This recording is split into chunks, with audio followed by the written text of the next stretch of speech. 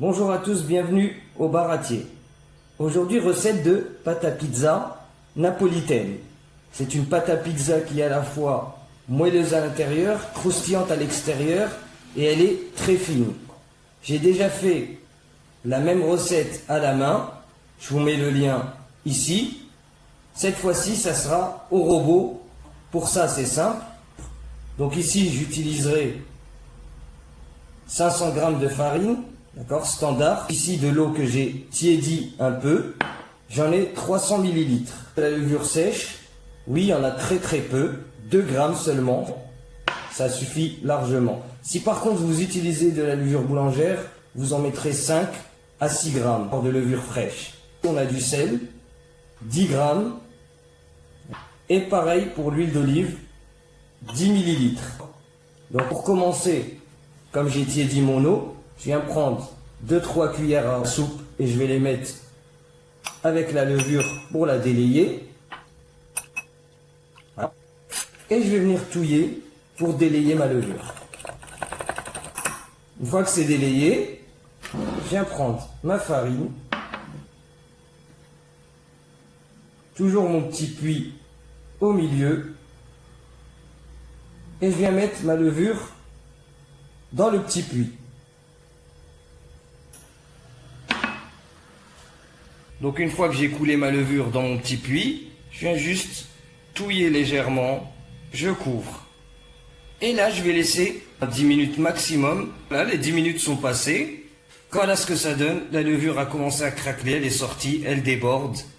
Donc à partir de là, tout simplement, je viens prendre mon bol de robot.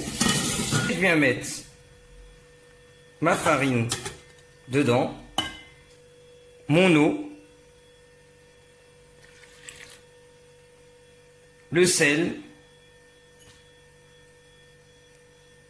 et je vais venir mettre ça dans le robot. Bien sûr, il manque l'huile d'olive, mais je la mettrai un peu plus tard. Et je viens mettre mon bol dans mon robot. Je bloque. Je viens mettre le bras pour qu'il puisse pétrir.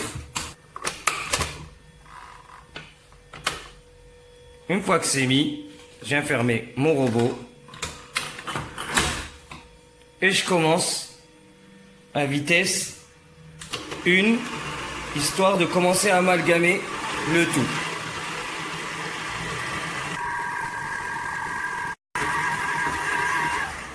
Voilà, au bout d'une petite minute, j'ajoute mon huile d'olive. Je vais remettre mon robot pétrisseur en vitesse 1 pendant 1 minute. Après une minute, ça me reforme une boule comme ceci. Cette fois-ci, je vais mettre vitesse 2 pendant 2 minutes.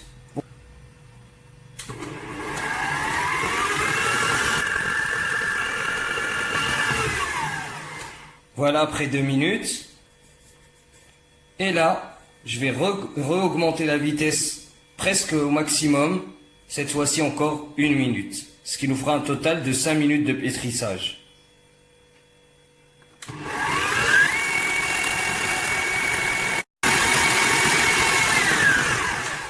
Et voilà, c'est fini. J'ai sorti mon bol du robot.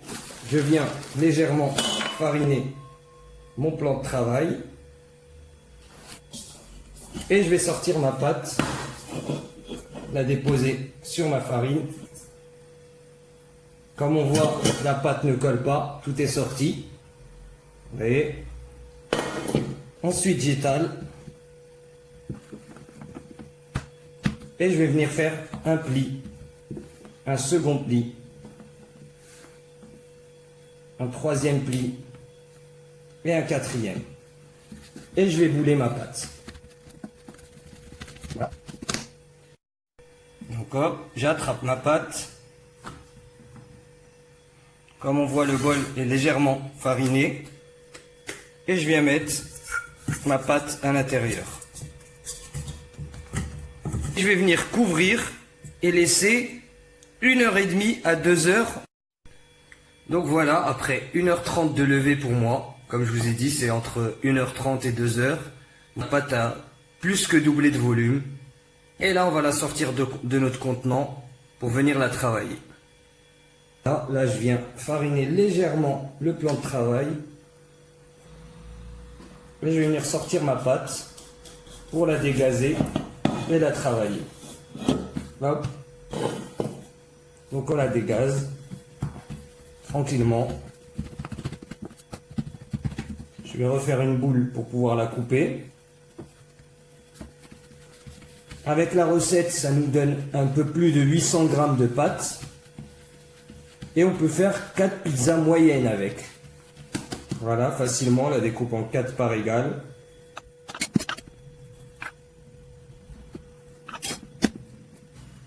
Et je viens former des boules. Je fais des plis comme pour le début. Et je viens former 4 petites boules.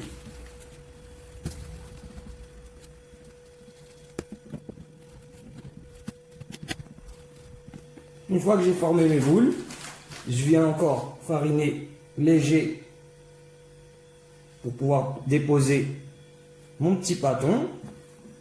D'accord, à chaque fois. Pour pas que la pâte colle. Voilà. Et je vais venir couvrir. Mettez un torchon ou un petit film plastique. Et je vais laisser reposer encore une petite demi-heure, voire 45 minutes. Et on viendra façonner nos pizzas par la suite. Et voilà, on est de retour pour nos pâtons qui ont bien gonflé, comme vous pouvez le voir. Je farine bien, cette fois-ci, mon plan de travail. Et on va venir faire comme ceci pour façonner nos pizzas. On prend nos doigts et on tourne en rond en laissant bien une bordure.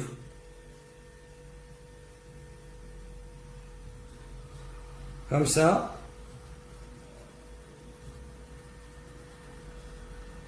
Et on va venir étaler doucement en retournant plusieurs fois. Toujours en laissant la bordure et on étale.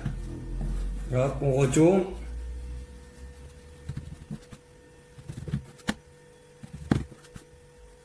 Et dès qu'on a la place, on va venir faire un mouvement comme ceci. On prend nos mains. On tire et on pivote. Et on pivote. D'accord? Et parfois on la retourne, pareil. Et on pivote. En étirant vers l'extérieur.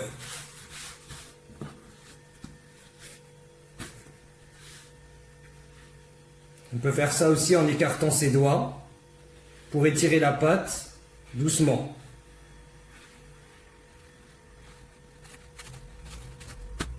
On voit, elle s'agrandit facilement et on étire toujours en faisant notre mouvement circulatoire.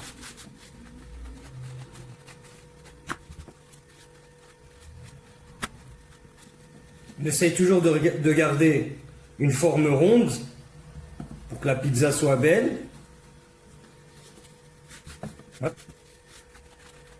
Et voilà, une fois qu'on a la bonne taille, vu que nous ne sommes pas dans une pizzeria et que souvent on n'a pas les espèces de grandes pelles pour mettre dans le four, on va venir préparer une feuille de papier cuisson. On va poser notre feuille de papier cuisson. On va venir mettre notre pâte par-dessus. Comme ça. Voilà.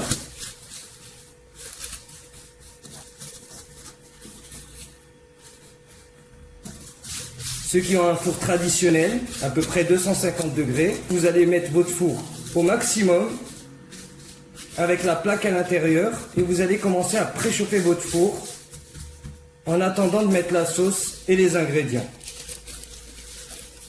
Je viens prendre la sauce tomate que j'ai préparée et avec une grosse louche, on va mettre une bonne part de sauce tomate et on étale.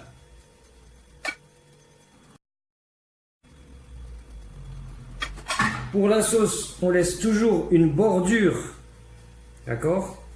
Car pendant la cuisson, elle peut couler et faire coller la pizza sur la plaque. Ça va être compliqué à cuire parce que si elle devient humide en dessous, elle va pas cuire facilement. Ensuite, je viens prendre un peu de gruyère râpée que je mets au milieu. Toujours commencer par le milieu pour la sauce tomate et le gruyère. Vous pouvez, c'est facultatif le gruyère, vous pouvez mettre la mozzarella directement. Et là, je vais venir vers l'extérieur, mettre le fromage comme ceci. Toujours au-dessus de la sauce tomate, le fromage. Pas au-dessus des ingrédients. Parce qu'il va brûler à la cuisson. Voilà, mon fromage râpé est mis. Je viens ajouter mon fromage à pizza, de la mozzarella.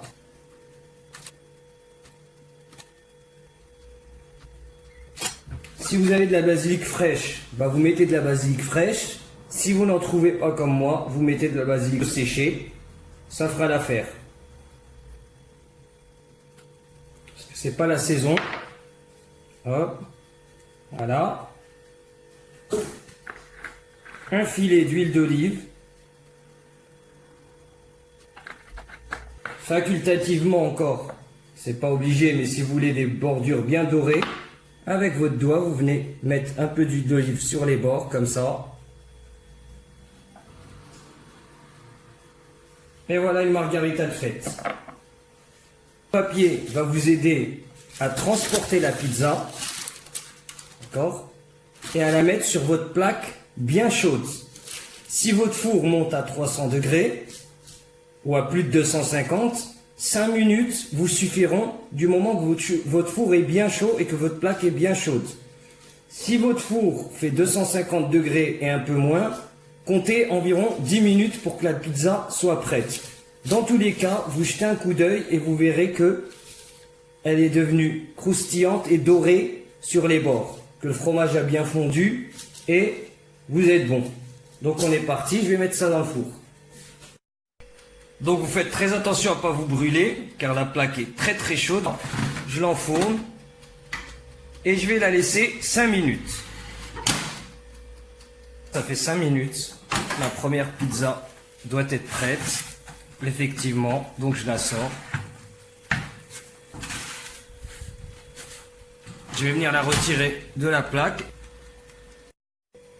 Voilà l'aspect de mes deux premières pizzas, après 5 minutes de cuisson. Donc celle-là, c'est la margarita. Et ça, j'ai fait une petite tartiflette. Donc je vais les découper.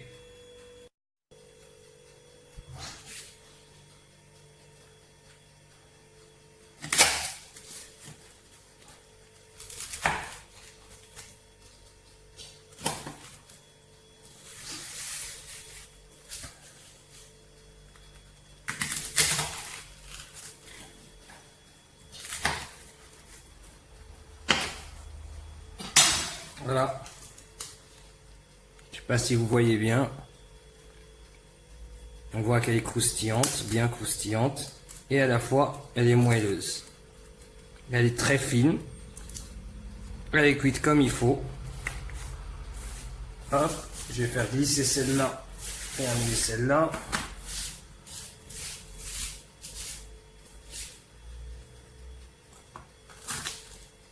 Celle-là est légèrement moins cuite.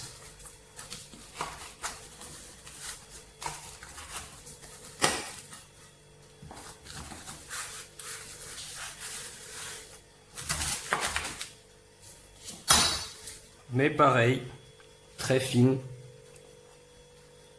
moelleuse et à la fois croustillante. Donc voilà la recette.